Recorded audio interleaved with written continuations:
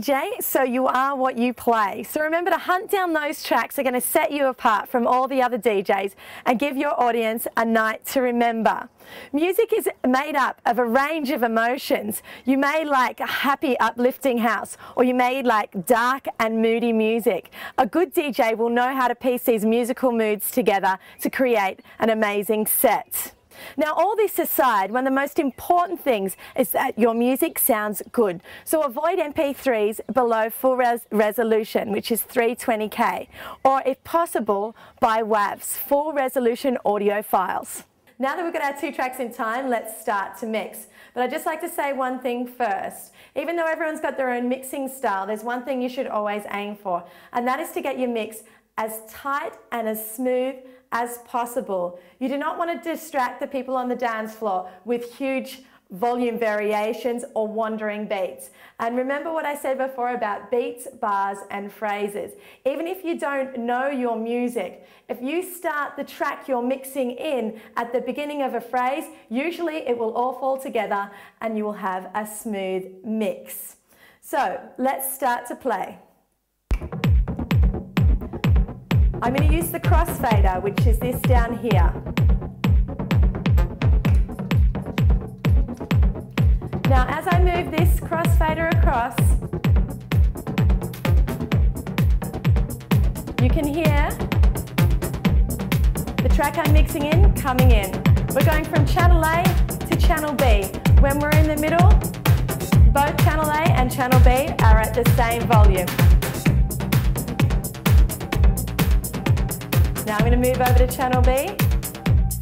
Now we just have channel B. We'll go back in the mix.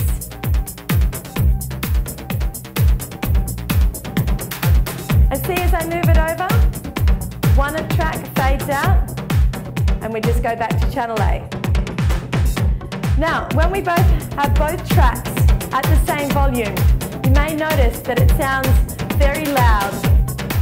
So we can adjust this by using these knobs here. These are the EQs. We have the bass frequency, the mid-range frequency and the high-range frequency. Watch what happens when I take the bass frequency out. Or the mid-range. So you can get an idea of what creates what sound. Or we'll take the high. There we go.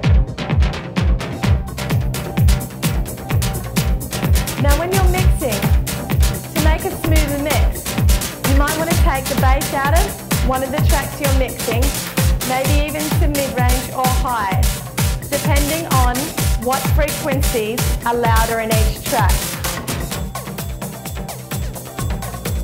You might want to take out the bass frequency of the track you're mixing in or the track you're mixing out.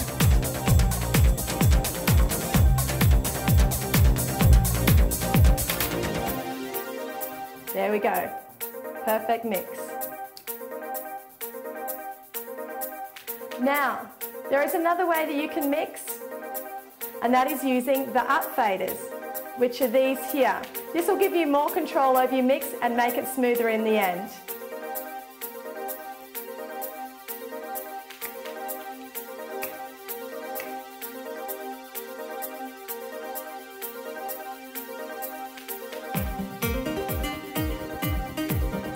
As you can see, as I bring the volume up, you can hear the track gradually coming in. Now, as a general rule, you like to have both up faders at 10 when the track is in. And we can do the fine adjustments to the volume by using the trim, which is up here.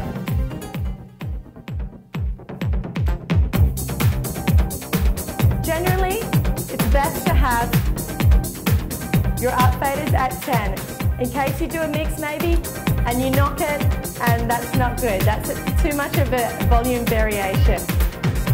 Also, you can use these little lights in the middle. They're called the VU meter. They'll help you or give you a rough guide to see if your tracks are generally at the same volume. As I take this one down, you can see that the lights decrease.